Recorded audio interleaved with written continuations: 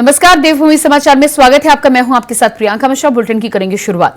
खबर चमोली से है, जहां बद्रीनाथ विधानसभा सीट पर उपचुनाव होने हैं। कांग्रेस के पूर्व प्रदेश अध्यक्ष प्रीतम सिंह ने बद्रीनाथ उपचुनाव में कांग्रेस प्रत्याशी लखपत बुटोला के पक्ष में चुनाव प्रचार किया। चमोली बाजार में जनसंपर्क कर कांग्रेस पार्टी के पक्ष में ज्यादा से ज्यादा मतदान करने की अपील की गई। तो वहीं इस दौरान कांग्रेस नेताओं ने कहा कि बीजेपी की केंद्र व राज्य सरकारों की जन विरोधी नीतियों से आम जनता त्रस्त हो चुकी है और अब बदलाव चाह रही है।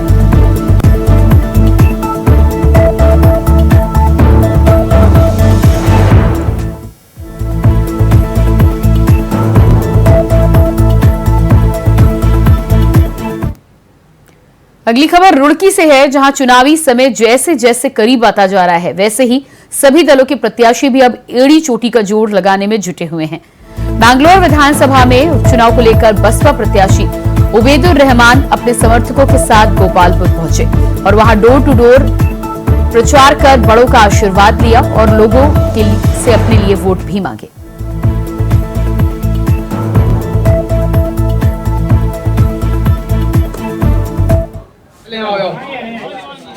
मेरा ये काफिला काफी दिनों से चल रहा है और मैं जहाँ भी जा रहा हूँ माशाअल्लाह मुझे खूब प्यार मोहब्बत मिल रही है। हमारे पिताजी ने इस क्षेत्र में बहुत काम करवाए थे, उसका आज हमें भी लाभ मिल रहा है। मैं जहाँ भी जा रहा हूँ वो हमेशा यही कहते हैं कि भाई आपके पिताजी जैसा इंसान नहीं थे, उन्होंने खूब काम करवाया और मैं भी उन्हीं के पच्चीनों पर चल करके इस विधानसभा को मुख्य धारा से जोड़ने के लिए अपनी दिलो जान दिन रात एक कर दूंगा। कैसे देखा जाए? देखिए, जब बादल गरजता है, गरजने वाले बादल बरसते नहीं है। बादल जो गरज रहा है उसकी भी एंट्री धमाकेदार होती है, लेकिन कई बार ऐसा होता है कि इसमें कुछ निकलता ही नहीं, सूखा चला जाता है। तो मैं किसी के ऊपर टोका टिप्पणी नहीं करूंगा। हमें तो अपनी टीम पर, अपने समाज पर और अपनी पार्टी पर पूरा विश्वास है। ये बहुजन समाज पार्टी की सीट है और सारी जिंदगी बहुजन समाज पार्टी की सीट रहेगी। खबर देहरादून से है, जहां कांग्रेस के प्रदेश अध्यक्ष करण माहरा ने राज्य सरकार और केंद्र सरकार पर जमकर हमला बोला है। बता दें कि प्रदेश में बढ़ते महिला अपराधों को लेकर हमला बोला गया है। साथ ही राज्य सरकार और केंद्र सरकार पर आरोप लगाए गए। आरोप लगाते हुए कहा कि प्रदेश में महिला अपराधों से जुड़े मामलों में बीजेपी नेताओं का नाम बार बार आता है, उन पर किसी भी तरह की कोई कार्रवाई नहीं होती। साथ ही करण माहरा ने हरिद्वार की घटना पर मुख्यमंत्री पुष्कर सिंह धामी के इस्तीफे की मांग की है।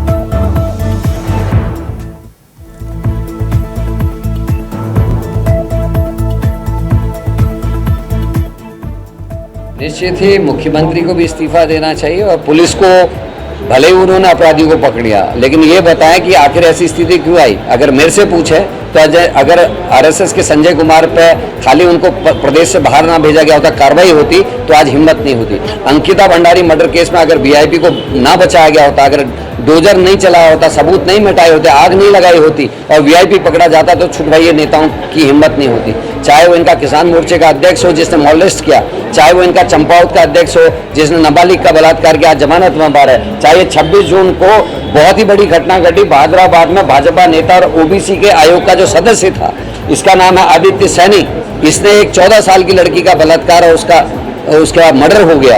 ये घटनाओं को अंजाम नहीं दे पाते। उत्तरकाशी की 4 बहनों को अगर न्याय टाइम पे मिल गया होता जो SC ST की थी, तो शायद ये हिम्मत ना बढ़ती। लेकिन सरकार और पुलिस प्रशासन पूरी तरीके से अपराधों को नियंत्रण करने में नाकाम है। उत्तराखंड राज्य में लगातार महिला अपराध का बढ़ता ग्राफ सरकार और प्रशासन दोनों के लिए चिंता का विषय बना हुआ है। लेकिन विपक्षी दल कांग्रेस महिला अपराध को लेकर बीजेपी के ऊपर गंभीर सवाल खड़े कर रही है।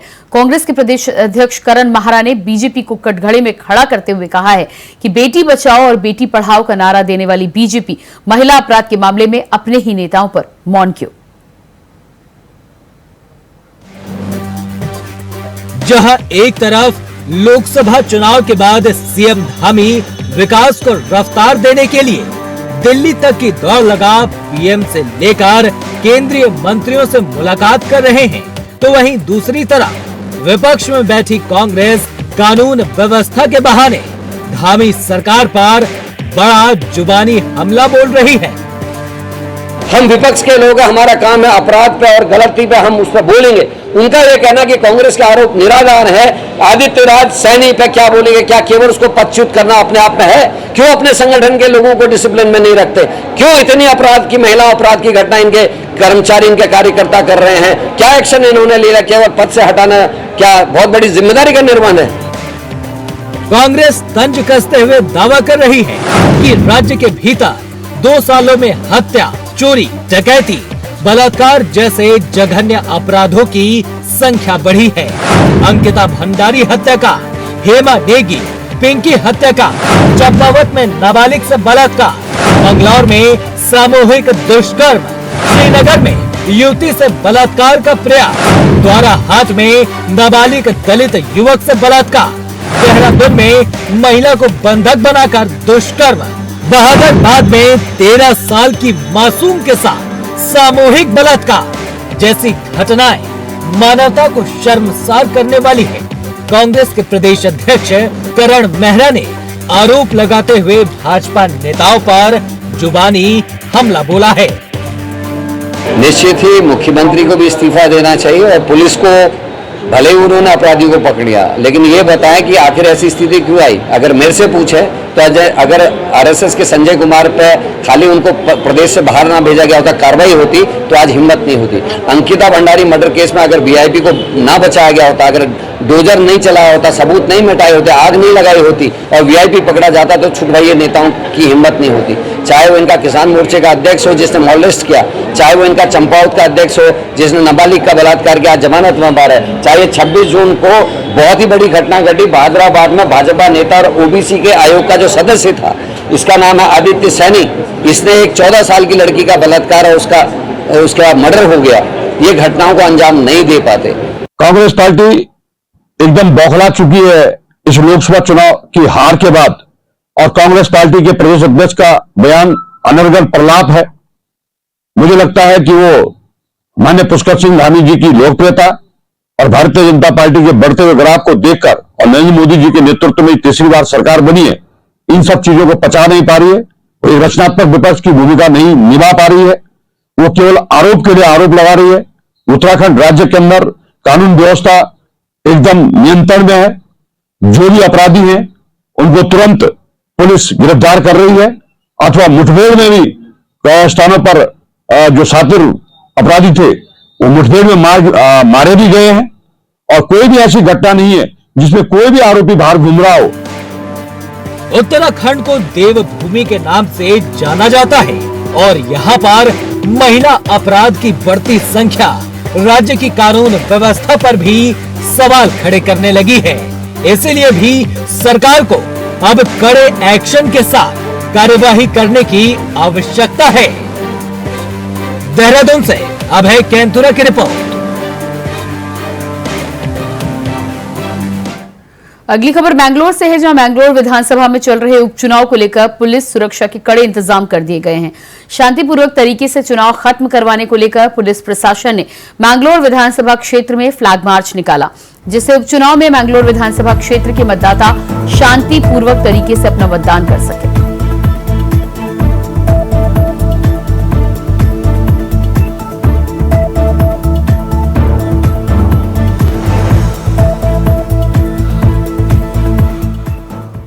कि सर्वविदित है कि बंगलौर में जो बाई इलेक्शन विधानसभा चुनाव हो रहे हैं, उसी के संदर्भ में एरिया डोमिनेशन की कार्रवाई हमारे द्वारा एसएसबी के साथ की गई है, और इसमें सभी को हिदायत दी गई है कि जो शांतिपूर्ण माहौल है वो बना रहे, कोई अफवाह ना फैलाए और कोई चुनाव में गड़बड़ी करने की, हिंसा फैलाने की कोशिश ना करे। इसके खिलाफ सख्त से सख्त कानूनी कार्रवाई की जाएगी।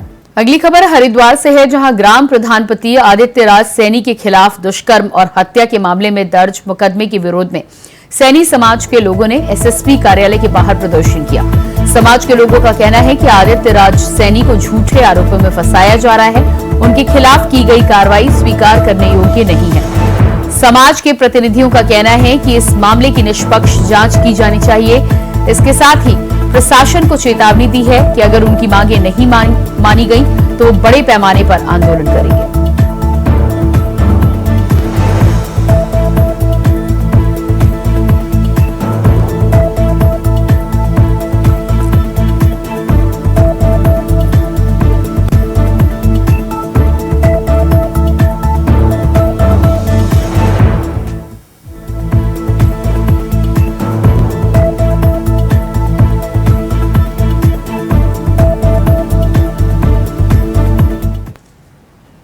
खबर रुड़की से है, जहां राज्य योजना से लाखों रुपए खर्च कर बनाई जा रही सड़क में लगाई जा रही सामग्री की गुणवत्ता पर क्षेत्रवासियों ने सवाल खड़े किए हैं। वहीं किसान यूनियन नेताओं ने भी अपना विरोध जताया है। बता दें कि विरोध को देखते हुए अधिकारियों ने फिलहाल सड़क का निर्माण कार्य रुकवा दिया है। साथ ही मामला पाडली गुर्जर नगर पंचायत के तेलीवाला का बताया जा रहा है, जहां लोक निर्माण विभाग के द्वारा इंटरलॉकिंग सड़क का निर्माण कार्य शुरू किया गया था।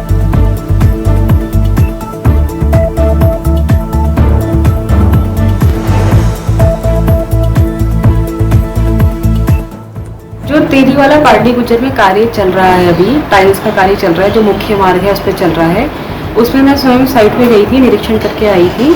तो उसमें टाइल्स में जिन टाइलों में कमी है वो सब हमारे द्वारा निकाली जा रही है। कुछ टाइलें हमारे द्वारा कल भी निकाली गई है और आज भी हमारे जेई साइट पर गए हुए हैं। जो भी कमियां होंगी वो हमारे द्वारा ठीक कराई जाएंगी।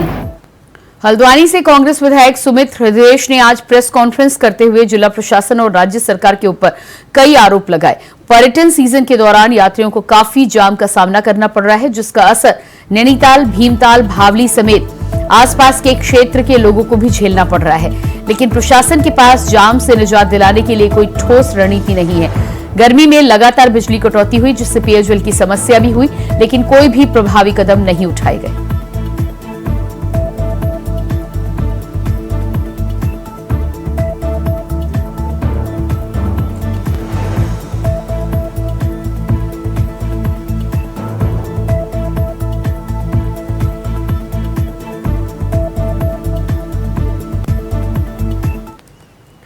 खबर रामनगर से है, जहां उत्तराखंड में मौसम विभाग की चेतावनी सटीक साबित हुई है। बता दें कि प्रदेश के कई इलाकों में मूसलाधार बारिश जारी है, तो वहीं रामनगर के तराई पश्चिमी वन भाग में फांटो जोन जंगल सफारी घूमने गए पर्यटकों को भी इस बारिश में फंसना पड़ा है। बता दें कि बारिश के कारण जंगल में पानी भरने लगा, जिसके कारण कई गाड़ियां सड़क पर फंस गईं। फिलहाल बारिश को देखते हुए पार्क को 1 जुलाई को बंद करने का फैसला लिया गया। साथ ही आपको बता दें कि भारी बारिश से जंगल से जाने वाली तमाम सड़कें खराब हो चुकी हैं। इस दौरान उन सड़कों को भी ठीक कर लिया जाएगा।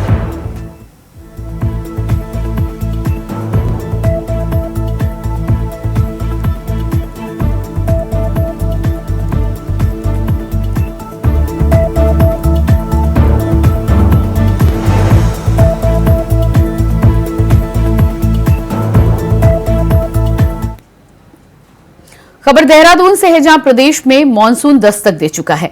आपको बता दें कि मौसम विभाग के द्वारा की गई भविष्यवाणी सटीक साबित हुई है, जिसके चलते मौसम विभाग के मुताबिक अगले 30 जून से 30 जुलाई तक भारी बारिश की संभावना जताई गई है। ऐसे में मौसम विभाग के द्वारा की गई भविष्यवाणी को देखते हुए आपदा प्रबंधन विभाग भी अलर्ट मोड पर आ चुका है। वहीं तैयारियों को लेकर आपदा सचिव रंजीत सिन्हा ने बताया है कि मौसम की सटीक जानकारी के लिए प्रदेश भर में 3 जगहों पर सरकुंडा देवी, लांसडाउन और मुक्तेश्वर में डॉप्लर रडार लगे हुए हैं। तीनों ही डॉप्लर रडार सक्रिय हैं।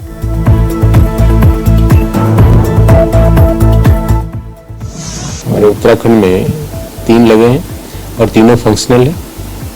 सरकुंडा देवी है, लांसडाउन है, मुक्तेश्वर है। और ये 100 किलोमीटर रेडियस में अपना ये डिटेक्ट करता है कहाँ पर वेदर पैटर्न किस तरह से चेंज हो रहा है। इसका एडवांटेज है कि ये काफ़ी रियल टाइम में काम करता है। जैसे वेदर पैटर्न, क्लाउड फॉर्मेशन हर सेकंड चेंज होता है, तो ये हमको इमीडिएट आज अभी तुरंत क्या हो रहा है उसके बारे में जानकारी देता है, जो कि अन्य चीज़ों से नहीं मिलती है। बद्रीनाथ और मैंगलोर विधानसभा उपचुनाव को लेकर भाजपा के केंद्रीय स्टार प्रचारकों की सूची जारी कर दी गई है। जारी सूची में पार्टी के 40 स्टार प्रचारक दोनों सीट पर बीजेपी प्रत्याशियों के पक्ष में चुनाव प्रचार करेंगे। वहीं इन दोनों ही सीटों पर 10 जुलाई को उपचुनाव होगा। मतों की गिनती 13 जुलाई को की जाएगी।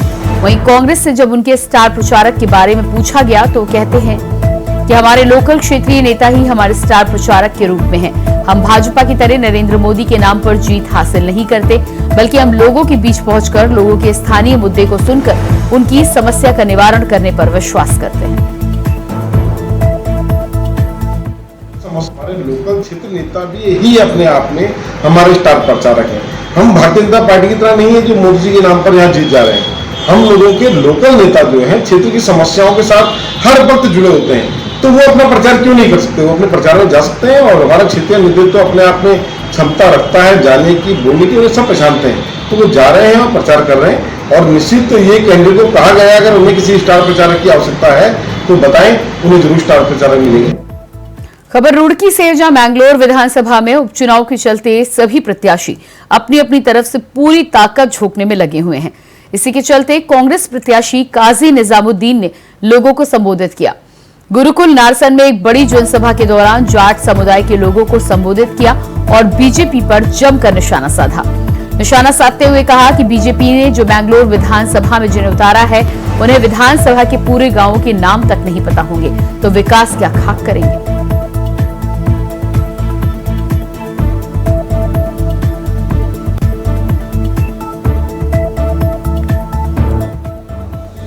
वो गिनती खुद भी भूल गए होंगे कि कौन कौन सी विधानसभाओं में अब तक कौन कौन से जिलों में चुनाव लड़े हैं। मंगलौर विधानसभा में चुनाव लड़े हैं। आज 27 तारीख है। मैं आपको एक टास्क देता हूं, उनसे आप 10 तारीख की सुबह को सवाल पूछिए 13 दिन बाद कि जी मंगलौर विधानसभा के सीरियली 13 गांवों के नाम बताओ। गोपालपुर, सीकर, आमखेड़ी, घोसीपुरा, मुडलाना, सिकंदरपुर, ऐसे सीरियली बताओ। अगर 13 गांवों के उन्होंने नाम 13 दिन बाद बता दिए तो मैं उन्हें जीत का सर्टिफिकेट भी दे दूंगा। खबर देहरादून से है, जहां कांग्रेस के वरिष्ठ नेता और पूर्व मुख्यमंत्री हरीश रावत ने उत्तराखंड में हो रहे उपचुनाव में दोनों सीटों पर जीत का दावा किया है। उत्तराखंड में मैंगलोर विधानसभा सीट और बद्रीनाथ विधानसभा सीट पर 10 जुलाई को मतदान होने वाला है। इन दोनों ही सीटों पर बीजेपी और कांग्रेस अपने अपने जीत के दावे कर रही है। कांग्रेस के वरिष्ठ नेता हरीश रावत ने कहा है कि लोकसभा चुनाव में देश भर में परिवर्तन का माहौल बना है। इस उपचुनाव में उत्तराखंड की जनता दोनों सीटों पर कांग्रेस को जिताने का काम करेगी।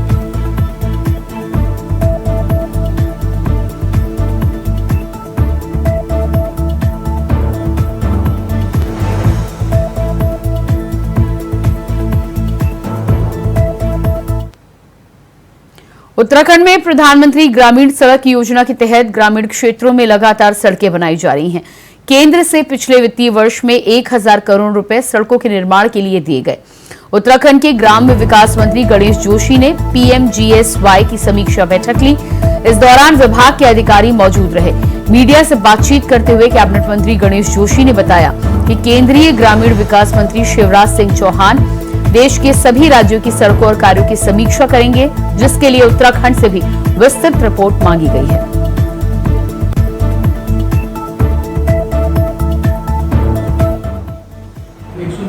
ये प्रधानमंत्री सड़क योजना एक मोदी सरकार का एक बहुआयामी प्रोजेक्ट है, जिसमें 250 बसावट तक की आबादी को जोड़ने का काम इस योजना के माध्यम से किया जाता है।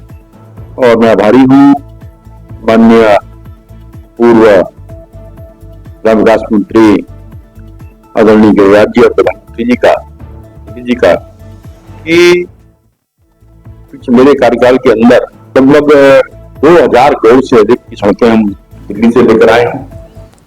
उत्तराखंड में आने वाले हरेला पर्व को लेकर अभी से ही उत्साह दिखने लगा है। सामाजिक संगठनों के साथ ही सियासी दलों ने भी हरेला पर्व को धूमधाम से मनाने का फैसला लिया है। बीजेपी विधायक विनोद चमोली की माने तो बीजेपी सरकार ने इसे सामाजिक स्तर से उठा राज्य पर्व के रूप में मनाने का फैसला लिया है, जबकि बीजेपी ने इसे संगठन के कार्यकर्ता और कार्यक्रमों का हिस्सा बनाया है। भाजपा विधायक ने कहा है कि एक पेड़ लगाने से कुछ नहीं होगा, बल्कि उन पेड़ों को संरक्षित करने की जिम्मेदारी भी उठानी होगी।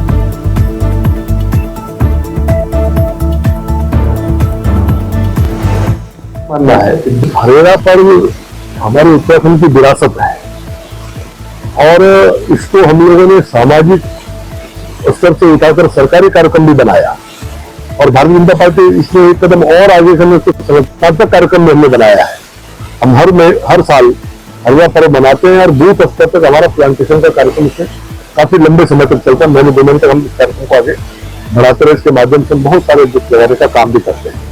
लेकिन मेरा ये मानना है कि जब तक जन सहभागिता नहीं होगी, जब तक जनता जागरूक नहीं होगी, तो एक दिन पेड़ लगाने मात्र से पेड़ नहीं बचेगा, न बड़ा होगा। तो जहां पेड़ लगाए जा रहे हैं, जिन जगहों पर लगाए जा रहे हैं, वहां लोगों से भी मेरी अपील है कि वो इसके महत्व को समझे और उन पेड़ों को संरक्षण दें, उनको बढ़ाने में अपना योगदान करें।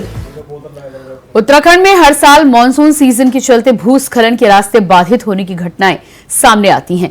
भूस्खलन के चलते आज पास के क्षेत्रों में खतरा बढ़ जाता है, जिसके चलते इस साल मानसून के पहले ही सारे विभाग अपनी तैयारी कर रहे हैं। तो वहीं राष्ट्रीय राजमार्ग मुख्य अभियंता ने इसे लेकर जानकारी दी। उन्होंने कहा कि राष्ट्रीय राजमार्ग में अभी तक लैंडस्लाइड जोन्स चिन्हित कर लिए गए हैं। उन्होंने बताया कि सेंसिटिव जोन में जेसीबी की तैनाती की जा चुकी है, जिससे इस बार जीपीएस सिस्टम भी लगाया गया है ताकि कोई मार्ग अगर बंद हो जाए तो उसकी लोकेशन का पता लगाया जा सके। साथ ही सभी खंडों में सहायक अभियंताओं को नोडल अधिकारी के रूप में तैनात किया गया है और उनके मोबाइल नंबर भी उपलब्ध कराए गए हैं।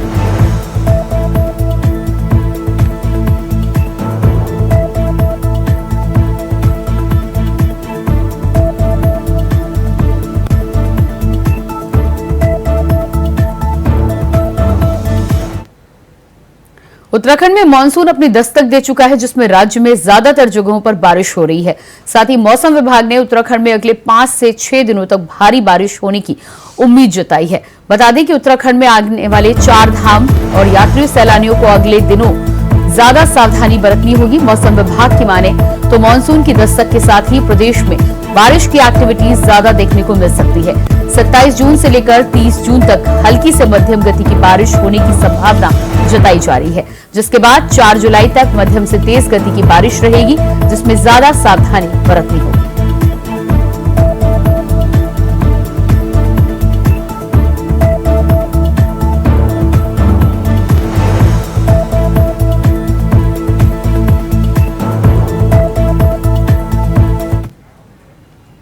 खबर हरिद्वार से है, जहां बन रही रिंग रोड का निर्माण कार्य बेहद धीमी गति से चल रहा है।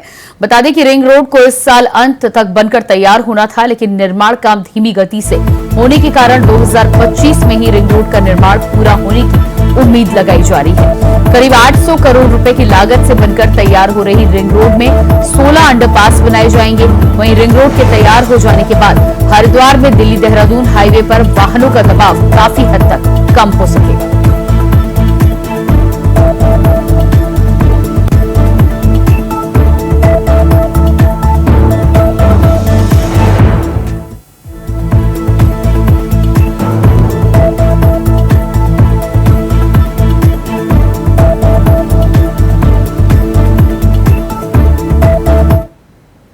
और इसी के साथ देवभूमि समाचार में फिलहाल इतना ही। खबरों का सिलसिला जारी रहेगा। नमस्कार।